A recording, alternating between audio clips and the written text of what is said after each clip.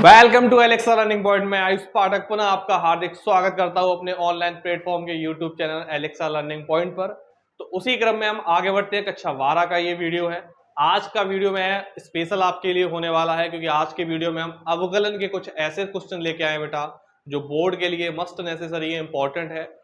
वैसे तो ये 5 क्वेश्चन का एक समूह है, लेकिन इसमें एक क्वेश्चन आउट ऑफ सिलेबस रहेगा तो उसको हम लोग हटा देंगे। तो मोस्टली हमको मोटा मोटी 4 क्वेश्चन अच्छे से प्रिपेयर करने हैं। ये क्वेश्चंस बोर्ड के लिए इंपॉर्टेंट हैं, बहुत बार पूछे गए हैं और ये एक सीक्वेंस नहीं होता है। कुछ लोग हमने देखा है कि वो देख लेते हैं क्वेश्चंस बैंक में, ये लगातार 6 साल से आ रहा तो लगवा दिया। तो एक कुछ क्वेश्चंस का बोर्ड का पैटर्न होता है। अगर उन्होंने इस टाइप का क्वेश्चन लिया है तो अगले वाले पेपर्स में वो इस टाइप से दूसरा क्वेश्चन निकालेंगे। तो कुछ जो एनालिसिस करा जाता है वो ये नहीं कि हर बार आ रहा है तो उसको ले लिया गया। तो कुछ क्वेश्चंस है जो प्रीवियस ईयर में 25 में नहीं आए होंगे, ये क्वेश्चन 22, 23 या 23, 24 में आए होंगे, लेकिन इस बार 26 में इसके आने के पूरे चांसेस हैं। तो ऐसे क्वेश्चंस को हमने लिया है। बिना टाइम वेस्ट करते आगे बढ़ते हैं और चैनल को आप लोग सब्सक्राइब करके वीडियो को शेयर किया करें और अच्छे से आप पढ़ाई करें। बोर्ड के पेपर के लिए आपके पास नवंबर, दिसंबर, जनवरी में आपका प्री बोर्ड स्टार्ट हो जाता है, प्रैक्टिकल का काम स्टार्ट हो जाता है, तो टाइम इतना मिलता नहीं है। यही 2 मुख्य महीने बचे हुए हैं, ये दिवाली में निकल जाएगा आपको। तो इन सब चीजों से बचें, ज्यादा से ज्यादा घर पे अपना टाइम दें और अच्छे से पढ़ाई करें। प्रैक्टिस बार ज्यादा से ज्यादा किया करें। बीच में जब भी आपको संडे है या कोई फेस्टिवल का हॉलीडेज मिलता है तो उसमें एक प्रैक्टिस सेट लगाया करें, मॉक पेपर लगाया करें। वो हम आप लोगों को एक चैनल पे प्रोवाइड करा देंगे, टेलीग्राम पे लिंक भेज दिया करेंगे, वहाँ एक पूरा पेपर दिया जाएगा। उस पेपर को आप अपने टाइम के अकॉर्डिंग 2.5 से 3 घंटे के अंदर ही, 3 घंटे से ज्यादा समय नहीं लेना है। आप मोटा मोटी ये समझिएगा कि 2.5 घंटे में ही पेपर को सॉल्व करना है, इतनी अच्छी प्रैक्टिस होनी चाहिए आपको। तो उस पेपर को प्रैक्टिस करें, वहां ये समझें कि आप किस चैप्टर्स में फंस रहे हैं, कौन सा चैप्टर आपको दिक्कत दे रहा है। उस चैप्टर को अच्छे से एनसीईआरटी से आप एनालिसिस करें। मेरे लिए जो काम होगा वो मैं करूंगा, आप लिख के भेज दिया कमेंट में, सर हमको इस चैप्टर से क्वेश्चंस कम आते हैं, तो उस चैप्टर को हम बारंबार रिपीट करके उसके मोस्ट इंपॉर्टेंट क्वेश्चन को लाएंगे, प्लस बेसिक समझा देंगे, जो चैप्टर आपके माइंड में सेट हो जाएगा। तो बिना टाइम वेस्ट करे बढ़ते हैं आज के इस वीडियो में। तो अनुप्रयोग है जो समाकलन के चैप्टर नंबर 6 लिया गया है, उसके क्वेश्चंस पढ़ने हैं। अवकलन के अनुप्रयोग है, ये समाकलन के नहीं है, वो तो कल बता ही दिया था हमने कल वाले वीडियो में। तो अवकलन के मैंने एक वीडियो बनाया था, ये अनुप्रयोग वाले क्वेश्चन से समझिएगा इनमें कैसे करे जाएंगे बेटा। तो फर्स्ट ये क्वेश्चन जो हमारा कह रहा है कि फलन दिया है f(x) बराबर log x अपॉन x। इसमें पूछा गया है कि अधिकतम मान x बराबर e पर, ये अधिकतम मान उच्चतम मान वाला क्वेश्चन है। अधिकतम या उच्चतम या मतलब मैक्सिमम वैल्यू है वो दिया गया है। तो देखो बेटा, फंक्शन दिया है f(x) is equal to log x upon x। इसका मैंने पैटर्न आपको बताया था, एक बार फिर समझ लीजिएगा। पहला जो स्टेप होता है, जो फंक्शन दिया जाएगा बेटा, उसका सबसे पहले हम डेरिवेटिव करते हैं। क्या करते हैं? डेरिवेटिव। फिर स्टेप सेकंड में क्या करना होता है, ये स्टेप फर्स्ट था हमारा, जो डेरिवेटिव हुआ है उसके बराबर 0 रख देते हैं। तो यहां x के क्रांतिक बिंदु यानी कि क्रिटिकल पॉइंट निकल के आते हैं। फिर स्टेप थर्ड में जो एक बार डेरिवेटिव हुआ था उसका हम डबल डेरिवेटिव करते हैं। डबल डेरिवेटिव से करने के क्या फायदा मिलता है या क्या निकालते हैं इससे, तो अगर डबल डेरिवेटिव का मान 0 से बड़ा आ रहा है, कैसा आ रहा है? बड़ा, याद रखना, तो वो मान निम्नतम होता है, मिनिमम वैल्यू। यहां से सिर्फ पता लगता है कि उच्चतम मान होगा या फिर निम्नतम मान होगा। वो डबल डेरिवेटिव को यूज नहीं, डबल डेरिवेटिव सिर्फ इतना पता करना होता है कि जो हम मान निकाल रहे हैं वो उच्चतम है या फिर निम्नतम। यहां से पता चलेगा निम्नतम है। अगर डबल डेरिवेटिव का मान 0 से छोटा आता है, इट मींस माइनस का आता है, तो वहां लिख देंगे हम उच्चतम है। तो यहां से हम क्लैरिफाई करते हैं कि ये उच्चतम है या निम्नतम। उसके बाद लास्ट स्टेप हमारा स्टेप नंबर 4 को फॉलो करते हैं।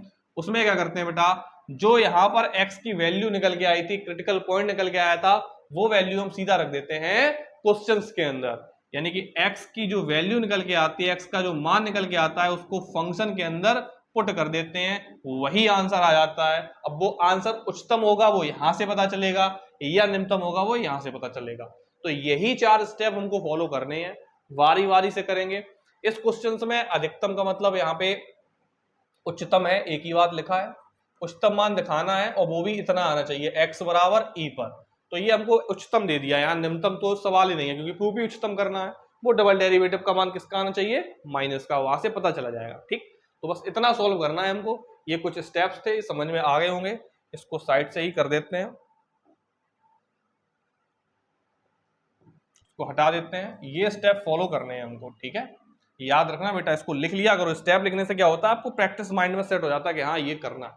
सबसे पहले अवकलन करेंगे, x के टर्म्स में दिया है तो x के रेस्पेक्ट में होगा, तो derivative with respect to x, तो बेटा एफ एक्स का एफ डैश एक्स हो गया। यहां अंश बटे हर का फॉर्मूला, अवकलन का आपको याद है ना, फॉर्मूला क्या होता है, हर इंटू अंश का डेरिवेटिव माइनस अंश इंटू हर का डेरिवेटिव, और अपॉन में होता है हर का स्क्वायर यानी कि एक्स स्क्वायर। तो F dash X is equal to X, बेटा लॉग एक्स का पढ़ा है आपने 1 upon X, minus log X, X का क्या होता है 1, अपॉन में चल रहा है एक्स स्क्वायर। ये एक्स से एक्स बेटा कैंसिल हो गया, तो एफ डैश एक्स निकल के आया हमारा 1 minus log X upon X square. Step first follow हो गया। स्टेप सेकंड में एक्स का वैल्यू निकालते हैं। उस x की वैल्यू के लिए हम जो फर्स्ट डेरिवेटिव करते हैं उसके इज इक्वल टू में 0 रख देते हैं। तो यहां लिखेंगे फॉर वैल्यू ऑफ x, यानी कि x के मान के लिए, x के मान के लिए क्या करते हैं, f डैश x बराबर 0 रखने पर, 0 रखने पर, यानी कि 1 minus log X upon X square is equal to 0। Solve करा आगे हमने, अपॉन में 1 माना, क्रॉस मल्टीप्लाई, तो 1 minus log X is equal to 0 का एक्स स्क्वायर मल्टीप्लाई करेंगे बेटा क्या आ जाएगा 0। तो लॉग एक्स माइनस इस तरफ गया प्लस का हो गया बेटा, तो log X is equal to क्या आ गया 1। एक्स बराबर, यहां याद रखना बेटा 1 अपॉन, ये अब उस तरफ जाएगा, लॉग इनवर्स 1 हो गया। लॉग इनवर्स 1 का मतलब ई होता है, क्या होता है ई, क्योंकि उसके बेस में ई चलता है। तो लॉग जब भी इस तरफ जाएगा 1 के साथ पे क्या बन जाता है बेटा ई, ये फॉर्मूला होता है, यानी कि लॉग इनवर्स 1 को हम ई कहते हैं, ये याद रखना बेटा। तो यहां से x का मान क्या आ गया ई, निकालना भी कितना था हमको x बराबर ई, निकल आया, यही निकला। लेकिन हमसे एक चीज पूछा है कि इसका उच्चतम मान, उच्चतम मान के लिए बेटा स्टेप नंबर 3 याद है ना आपको, डबल डेरिवेटिव करते हैं। तो यहां क्या करेंगे हम, डबल डेरिवेटिव। तो फर्स्ट डेरिवेटिव ये निकल के आया था, इसका इक्वेशन फर्स्ट माना, तो समीकरण 1 का x के सापेक्ष पुनः अवकलन करने पर, अगेन डेरिवेटिव, पुनः अवकलन करने पर, मैंने बताया था डबल डेरिवेटिव से कोई वैल्यू नहीं निकल के आती है। डबल डेरिवेटिव का मतलब हम ये दिखा रहे हैं कि वो उच्चतम मान है या फिर निम्नतम। यहां प्रूव भी करना है उच्चतम है तो माइनस का आएगा, ये कंफर्म है। तो कैसे आएगा समझिएगा, तो एफ डबल डैश एक्स मतलब डबल डेरिवेटिव, यहां फिर बेटा लगा दो अंश बटे हर का फॉर्मूला, क्या होता है हर अंश का अवकलन, पूरे का करेंगे, 1 का बेटा 0 हो गया, और log x का क्या होता है 1 अपॉन एक्स, हर अंश का अवकलन माइनस अंश यानी कि 1 माइनस लॉग एक्स इंटू हर का अवकलन, एक्स स्क्वायर का बेटा क्या हो जाएगा 2x अपॉन हर का स्क्वायर यानी कि x की पावर 2 का स्क्वायर करेंगे, x की पावर 4 आ गया। तो f डबल एक्स, अब यहाँ x की जगह जो हमने x की वैल्यू निकाली है वही रख देते हैं, क्या निकाली थी वैल्यू e, तो एक्स स्क्वायर ये 0 में से घटाएंगे वही रहेगा, तो स्क्वायर से ये हो गया कैंसिल, तो क्या बचा माइनस का x का 1 में करा हमने x, और x की जगह रख क्या रहे हैं हम लोग e, तो सीधा e लिख देते हैं। तो थोड़ा ही डायरेक्ट है इसमें, समझ लीजिएगा आप, यहाँ पे सीधा e आया इसकी जगह, तो माइनस का e और माइनस 1 माइनस लॉग x की जगह बेटा e और 2x की जगह e अपॉन e की पावर 4, यहां भी माइनस, यहां भी आगे माइनस आ रहा है। जब आगे माइनस लग रहा है तो इसका सीधा सा मतलब है जब वैल्यू निकल के आएगी वो किसकी निकल के आएगी निगेटिव, यानी कि हर एक केस में जब ई रखेंगे इसका मान 0 से छोटा आएगा, यानी कि 0 बड़ा है तो 0 से छोटा आएगा, यानी कि कैसा हो गया निगेटिव यानी कि ऋणात्मक। और बेटा मैंने बताया था जब भी 0 से छोटा आएगा कैसा मान कहलाएगा उच्चतम, और जब पॉजिटिव आएगा तो निम्नतम। तो यहां हमने ये प्रूव किया ये उच्चतम होगा, और x का मान क्या निकल के आया e, बस यही दो बात पूछ रहे थे कि उच्चतम मान होगा और कितना आएगा e। 19 में आया है 23 में आया है डजंट मैटर, आपके इस साल आने के लिए बहुत ज्यादा चांसेस हैं, इसीलिए इस क्वेश्चन को लिया गया है। तो ये था हमारा आज का पहला क्वेश्चन, आप अच्छे से समझ गए होंगे। फिर भी कोई डाउट रहता है आप कमेंट में लिखिएगा और इस सवाल को अच्छे से समझिएगा। बढ़ते हैं नेक्स्ट क्वेश्चन की तरफ। तो देखते हैं क्वेश्चन नंबर सेकंड क्या है। इसमें कुछ मिस्टेक्स थे, सही कर लेना बेटा। यहाँ पर जो 20 लिखा है इसकी जगह कर लेंगे हम लोग 5 मीटर, फिर झुकाया गया है यहाँ कर लेंगे 2 मीटर प्रति सेकंड, और लास्ट में दिया गया है बेटा इसमें 5 मीटर, यहाँ लिख देंगे हम 4 मीटर दूरी पर है। अब सवाल को पहले समझते हैं, वो तो मैंने करा दिया करेक्शन क्या करना है। अब सवाल को समझिएगा ध्यान से, 2124 में आया हुआ है, अच्छे समझिएगा, बहुत सरल क्वेश्चन होते हैं। लैंग्वेज लिख के डरा मत करें क्या है क्या नहीं, अच्छे समझिएगा। एक 5 मीटर लंबी सीढ़ी दीवार के सहारे झुकाई गई है। एक दीवार बनाई हमने और 5 मीटर ये लंबी सीढ़ी है, इसको दीवार के सहारे ऐसे झुका दी गई। इस सीढ़ी की लंबाई कितनी है हमारी? 5 मीटर। फिर देखो आगे क्या कह रहा है, सीढ़ी के नीचे का सिरा जमीन के अनुदिश दीवार से इतने वेग से चल रहा है। अब ये जो सवाल है, अगर इसमें वैल्यू के साथ मात्रक दे दे, जैसे दे दिया मीटर प्रति सेकंड, अगर मात्रक के साथ वैल्यू दी गई है उसका मतलब उसका डेरिवेटिव फॉर्म है। इस नीचे वाली लंबाई को हमने मान लिया x और इसको मान लेते हैं y, और ये तो 5 दिया ही है, नाम देते बेटा AVC। ये बेटा 90 डिग्री का एंगल बन रहा है, यानी कि समकोण त्रिभुज हो गया। अब ध्यान दीजिएगा कि नीचे वाला सिरा ये है, इतनी दर से खींचा जा रहा है, नीचे वाले को x माना हमने, अब उतना दिया है 2 मीटर प्रति सेकंड। अगर सिर्फ 2 देते तो ये x की वैल्यू होती, लेकिन वैल्यू के साथ अगर मात्रक आएगा, वैल्यू के साथ मात्रक आएगा तो इसका मतलब वो डेरिवेटिव फॉर्म में है। तो नीचे वाला सिरा यही तो हुआ, तो इसका मतलब हमको दिया है dx अपॉन dt। कितना दिया है? 2 मीटर प्रति सेकंड। अब दिमाग में चलेगा सर नीचे t के रेस्पेक्ट में क्यों करा आपने? वो इसलिए क्योंकि मात्रक मीटर प्रति सेकंड है, दूरी का मात्रक मीटर, और बटे अपॉन में क्या लगा बेटा? सेकंड। अपॉन में सेकंड है, इसका मतलब ये t के रेस्पेक्ट में ही, टाइम के रेस्पेक्ट में ही डेरिवेटिव हो रहा था, इसलिए पता चला ये dx अपॉन dt का मान है। दूरी का मात्रक मीटर, समय का मात्रक सेकंड, मीटर प्रति सेकंड, इसीलिए पता चला ये t के रेस्पेक्ट में हो रहा है। अगर नीचे सेंटीमीटर लिखा होता तो x के रेस्पेक्ट में हो रहा, तो इससे पता चलता है हमें। फिर देखो, ज्ञात कीजिए कि सीढ़ी की ऊंचाई किस दीवार से घट रही है, ये पूछा गया है। ऊंचाई को हम लोगों ने y माना है, तो यही हमको निकालना है किससे घट रही है, यानी कि dy अपॉन dt। एक बात और समझिएगा, उसने पूछा किस दर से घट रही है, इसका मतलब जो इसका मान आएगा बेटा वो निगेटिव आएगा, क्योंकि वो घट रही है। अगर बढ़ रही है पूछता तो पॉजिटिव आता, तो dy अपॉन dt पता करना है, वो भी किसका? निगेटिव आएगा, ये भी हमको पता चल चुका है। अब जब सीढ़ी का निचला सिरा दीवार से 4 मीटर दूर है, ये निचला सिरा हो गया, ये दीवार है, कितनी दूर है? 4, यानी कि x की वैल्यू दे दी उनने हमको बेटा 4। कितनी दे दी?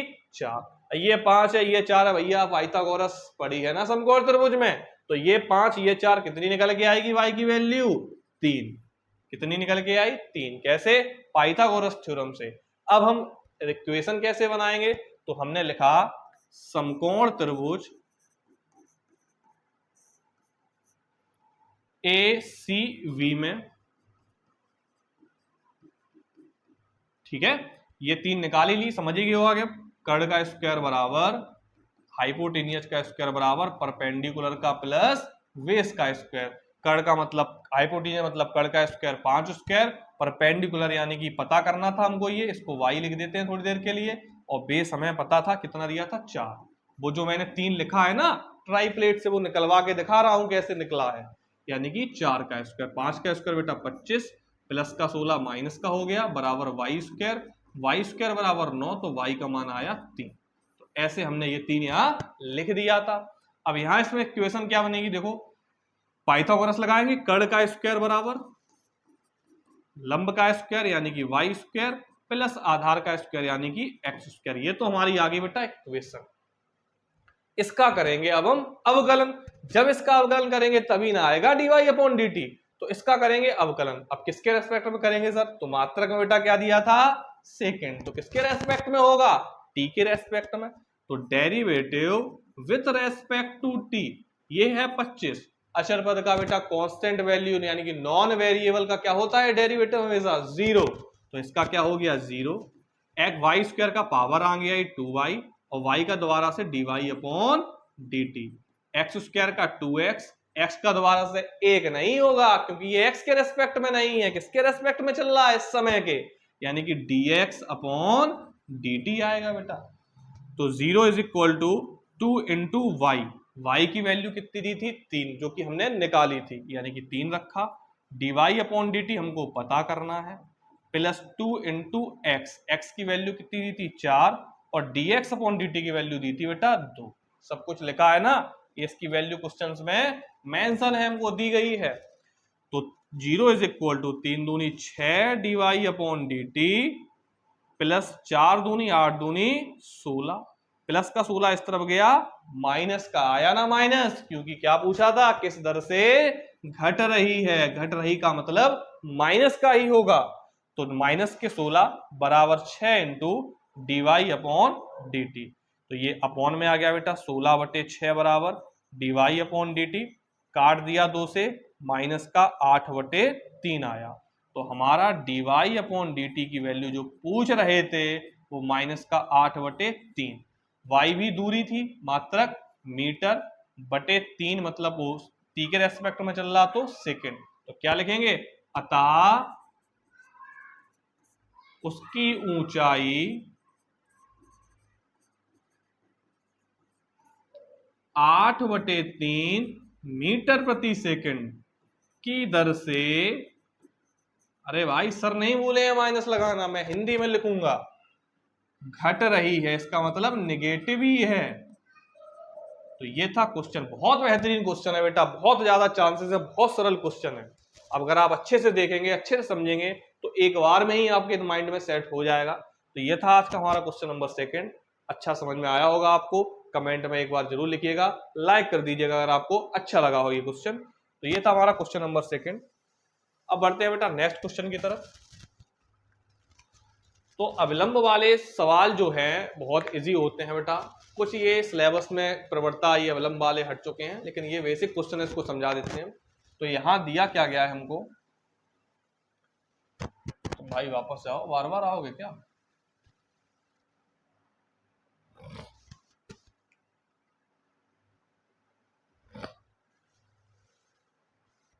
x इज इक्वल टू दिया है a cos क्यूब थीटा और y इज इक्वल टू दिया है a sin क्यूब थीटा।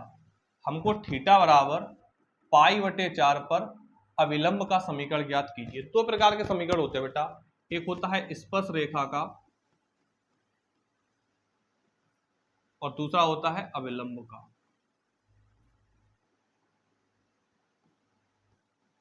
तो स्पर्श रेखा का जब भी निकालेंगे, जब निर्देशांक नहीं दिए जाएंगे बेटा, तो सीधा सीधा हो जाता है dy अपॉन dx, मतलब सिर्फ प्रवणता ही, स्लोप ही dy अपॉन dx कहलाती है।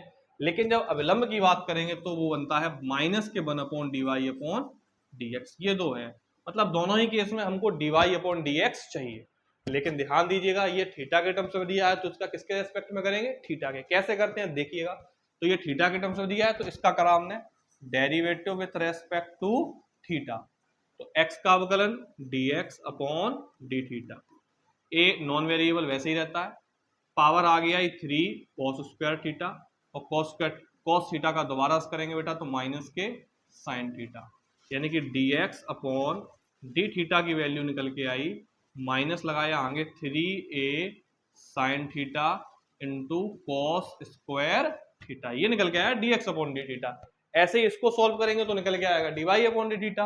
तो फिर यहां लिख देते हैं इसको, y बराबर था a sin क्यूब थीटा, फिर वही derivative with respect to theta, तो y का dy upon D theta, a वैसे ही रहा, साइन क्यूब पहले पावर आगे आती है 3 sin स्क्वायर, एक पावर कम हो जाती है, फिर साथ वाले का दोबारा से करते हैं तो साइन थीटा का क्या हो गया cos थीटा, यानी कि dy upon D theta is equal to निकल के आया 3a sine square theta cos theta.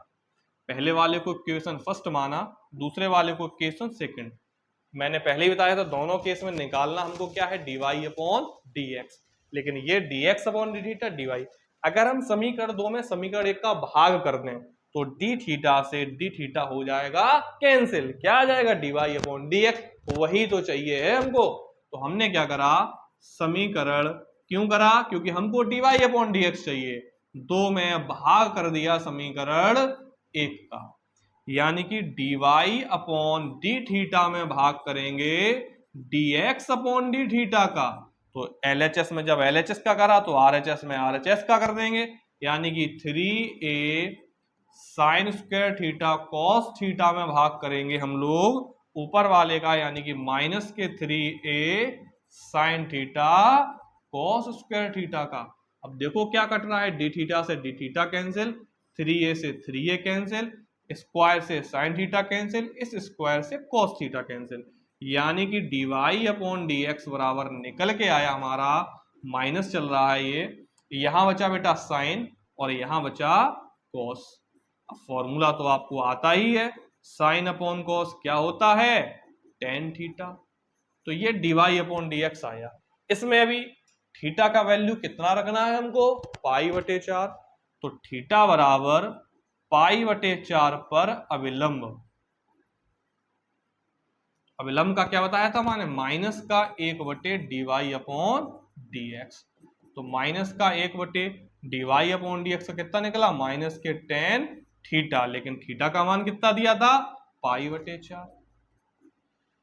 तो माइनस से माइनस कैंसिल, 1/10, 45 का मान 1 होता है, निकल के आ गया 1। यही हमारा हो गया इसकी प्रवणता का आंसर, ठीक है। और अलग अलग अगर निर्देशांक दिए जाते तो वही फॉर्मूला लगाते हम लोग, y माइनस y1 बराबर, अगर माइनस का लिखते हैं dy अपॉन dx, अगर अविलंब का है समीकरण इससे निकालते हैं, और स्पर्श रेखा है तो सीधा लिख देते हैं y माइनस y1 बराबर dy upon dx x minus x1। तो कोऑर्डिनेट अंश वाले जितने सवाल है न्यू वाली सिलेबस की बुक्स में आपको नहीं मिलेंगे, पुरानी वाली बुक में ये 6.3 एक्सरसाइज दी गई है। अब के वाले जो सवाल है इसमें सीधा सीधा ये पूछा जाएगा, ये सवाल है, ये सवाल है, हमसे सिर्फ dy अपॉन dx पूछेंगे, इतना निकालना होता है बस। तो उस बेस पे सिर्फ इतना ही क्वेश्चन बनेगा, ये सिलेबस में अब नहीं है। जब ये मान रख के हम लोग समीकरण या प्रवणता निकालते थे तो सवाल तो ये है सिलेबस में, लेकिन ये एंगल वाले जो समीकरण है वो हट चुके हैं। तो जब इतना ही सवाल रहेगा और इसमें सिर्फ पहले ही लिख के आएगा कि dy अपॉन dx ज्ञात करना है, तो इस टाइप के कुछ भी क्वेश्चन हो, इसमें थीटा दिया है, कुछ क्वेश्चन में टी के फॉर्म में दिया जाता है, तो टी के रेस्पेक्ट में आप कर लेंगे तो एक बार आ जाएगा dx अपॉन dt, फिर एक तरफ आ जाएगा dy अपॉन dt, भाई इसमें इसका भाग करके निकाल लेंगे dy अपॉन dx। बहुत सरल है, वही फॉर्मूला सब में, वही मेथड सब में अप्लाई करना है हमको। तो ये था हमारा क्वेश्चन नंबर 3, अच्छा क्वेश्चन था ये भी। अब बढ़ते हैं नेक्स्ट क्वेश्चन की तरफ। क्वेश्चन नंबर 4 क्या कह रहा है हमारा, ये त्रुटि वाला है, त्रुटि वाला सिलेबस में हट गया, मैंने बताया था ना एक क्वेश्चन जो आपको दिया जाएगा बेटा वो सिलेबस में नहीं है, वो यही क्वेश्चन था। अच्छे एक्सरसाइज था ये भी, लेकिन वो भिन्नात्मक त्रुटि और वो हट चुके हैं। f(x + Δx) वाले जो सवाल थे तुम्हारे कैसे निकाले जाते थे, तो वो हट गए, उनका पढ़ाने कोई मतलब है नहीं। एक और क्वेश्चन बाकी है बेटा, उसको देखते हैं। ये बेटा सबसे आज के पूरे वीडियो का मोस्ट इंपॉर्टेंट यही क्वेश्चन है, इसको बहुत अच्छे से समझेंगे आज हम। इसके पूरे चांसेस हैं बेटा, डबल स्टार वाला ये क्वेश्चन है, इसको बहुत बेहतरीन तरीके से समझेंगे। लास्ट क्वेश्चन है आज का, तो देखते हैं क्या है ये क्वेश्चन। अंतराल ज्ञात करना है हमको, अंतराल निकालना है, इंटरवल, इसके बीच में क्या क्या आएगा। तो फंक्शन दिया गया है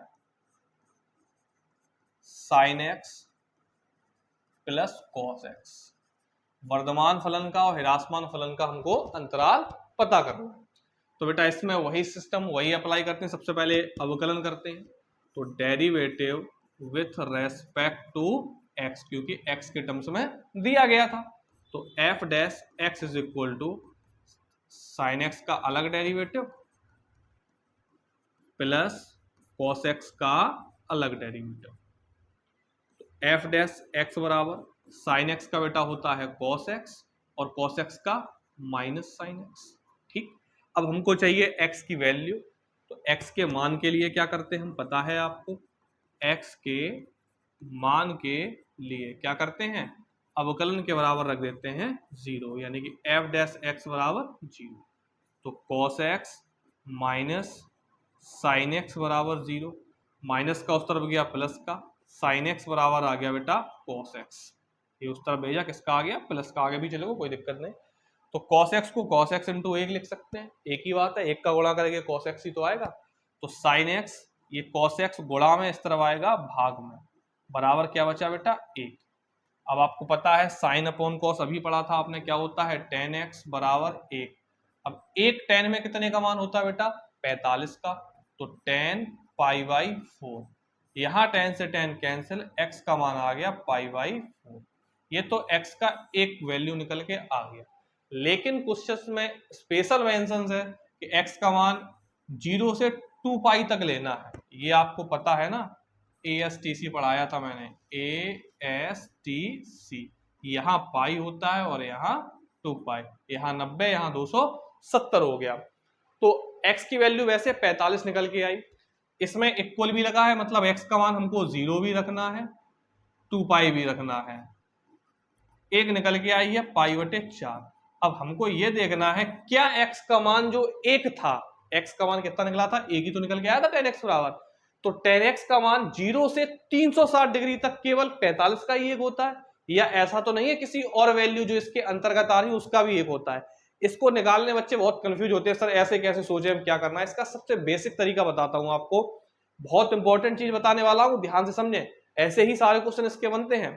तो यहाँ सबसे पहले ये देखा जाता है कि ये पॉजिटिव निकला है या नेगेटिव निकला है। तो हमारा मान पाई अपॉन 4 पॉजिटिव निकला है, तो पॉजिटिव 10 कहाँ कहाँ होता है, पहले में तो सभी पॉजिटिव होते हैं। दूसरा पॉजिटिव यहाँ एस है, मतलब नेगेटिव होता होगा, एस का मतलब साइन और साइन का अपोजिट, कॉसेक पॉजिटिव है, बाकी सब किसके होते हैं, नेगेटिव। चौथे वाले ये पहला चतुर्थांश होता है बेटा, ये दूसरा होता है, ये तीसरा होता है और ये होता है चौथा। आल पॉजिटिव होते हैं, इसमें सब प्लस के आएंगे, एस का मतलब साइन और साइन का अपोजिट कोसेक, ये प्लस का, बाकी सब माइनस के। टी का मतलब टेन पॉजिटिव और कॉट पॉजिटिव, बाकी सब नेगेटिव। और सी का मतलब कॉस पॉजिटिव, सेक पॉजिटिव, बाकी सब नेगेटिव। तो इस चतुर्थांश में पॉजिटिव होता है 10, तो इसमें भी तो आ सकता है मान। निकालने का तरीका यहाँ पाई है, यहाँ 2 पाई है, किसी भी चीज को अगर हमको यहाँ लाना हो तो पाई माइनस कर देते हैं, जो वैल्यू निकल के आई है वो, और इसमें लाना हो तो पाई प्लस कर देते हैं। क्या माइनस प्लस करते हैं, जो यहां से निकल के आएगा पाई बटे 4, तो हाँ पाई बटे 4 माइनस करेंगे और पाई बटे 4 प्लस करेंगे। इसमें लाना होता तो माइनस करते, इसमें लाना है तो क्या करेंगे, प्लस। ऐसे ही यहाँ इसमें से 2 पाई माइनस कर देते हैं, ऊपर 2 पाई प्लस कर देते हैं। अब 2 पाई प्लस 360 से ज्यादा हो जाएगा, चाहिए हमको किसके बीच में, 360 के बीच में, तो या तो इसमें ला सकते हैं या इसमें या इसमें। अब इसमें और इसमें नहीं ला रहे, क्यों नहीं ला रहे, क्योंकि यहां 10 होता है नेगेटिव, लेकिन हमको 10 किसका चाहिए, पॉजिटिव। तो 10 पॉजिटिव केवल थर्ड क्वाड्रेंट मतलब तृतीय चतुर्थांश में होता है, तो सिर्फ और सिर्फ इसी में ला सकते हैं। लाने का तरीका मैंने बता दिया है, पाई में से क्या कर देते बेटा, प्लस, इसमें लाना है, इसमें लाना होता तो क्या कर देते, माइनस। तो एक तो वैल्यू ये आई, दूसरी यहां लिखेंगे चूंकि 10 तृतीय चतुर्थांश थर्ड कोऑर्डिनेट में धनात्मक होता है, पॉजिटिव होता है, इसलिए x का एक अन्य मान, एक ही बचा केवल, इसके अलावा नहीं बनेंगे, अन्य मान क्या निकलेगा, तो पाई प्लस कर देते हैं, तो x की एक वैल्यू आ गई पाई प्लस जो मान निकल के आया था, यानी कि पाई बटे 4। तो x की एक और वैल्यू आ गई, 4 और 1 5, 5 पाई बटे 4। अब हमारी x की कितनी वैल्यू आ गई बेटा, एक तो 0 के लिए चेक करना था, 0, ये अंतराल बना दिया हमने, यहां होता बेटा माइनस अनंत, यहां होता प्लस अनंत, तो 0 से स्टार्ट करा, 0 के बीच में ही लेना है। दूसरा एक पाई बटे 4 निकल के आया था, तो यहां रखा हमने पाई अपॉन 4। तीसरा 5 पाई बटे 4 निकल के आया था, 5 पाई बटे 4, और चौथा है लास्ट हमारा 2 पाई। तो ये हमारे अंतराल निकले। अब इसमें से वर्धमान रासमान निकालने का तरीका बताया था मैंने, यहां से पहले ये चलेंगे 0 से पाई बटे 4, फिर ये चलेंगे और फिर ये चलेंगे, रख के चेक कैसे करने हैं, तो जो फर्स्ट डेरिवेटिव हमारा निकल के आया ये यहां रखेंगे, पहले रखेंगे एक बार पाई 0 रखेंगे दोनों में, तो अगर पॉजिटिव आ रहा है वर्धमान, नेगेटिव आ रहा है ह्रासमान, फिर एक बार पाई बटे 4 रखेंगे, फिर ये रखेंगे, फिर ये रखेंगे, तो जिस अंतराल में जो आए वही लिख दिया करेंगे। ये किस में रखेंगे, फर्स्ट वाले डेरिवेटिव में। तो यहां से हमको ये अंतराल ऐसे पता लगाते हैं। तो ये था लास्ट क्वेश्चन, इसमें बहुत बेसिक चीजें थी वो मैंने बताई। अगर वर्धमान ह्रासमान वाले सवाल में अभी भी आप फंस रहे हैं तो बताइएगा, एक स्पेशल वीडियो बना देंगे वर्धमान हिरासमान के लिए। तो अच्छे से आप मेहनत करिएगा, हम यहाँ लगे हुए हैं आपके लिए। आप अपनी तैयारी के लिए, अपने माता पिता के सपने के लिए अच्छे से लगे। ये अगर आप केवल वीडियो देख रहे हैं, कॉपी पेन यूज नहीं कर रहे हैं, तो ये आप अपने साथ धोखा कर रहे हैं, अपने माता पिता के सपनों के साथ धोखा कर रहे हैं। तो बहुत कम समय रह गया है, मैं फिर समझा रहा हूं, बहुत जी जान लगा दीजिए। इतने नंबर आने चाहिए कि आसपास वाले आपको देखते रह जाएं कि हाँ कैसे तैयारी करी है इसने। तो बहुत बहुत धन्यवाद आपका, आप ऐसे ही साथ दें हमारा, और कंटिन्यूस चैनल को ज्यादा से ज्यादा ग्रो कराएं। उसके लिए आपको चैनल को सब्सक्राइब और शेयर करना पड़ेगा। आप तो सब्सक्राइब कर ही चुके हैं, इसीलिए आप वीडियो देख रहे हैं। बाकी जब आप ज्यादा से ज्यादा शेयर करेंगे तो वो सब्सक्राइब ऑटोमेटिक भी लोग करेंगे। बहुत बहुत धन्यवाद।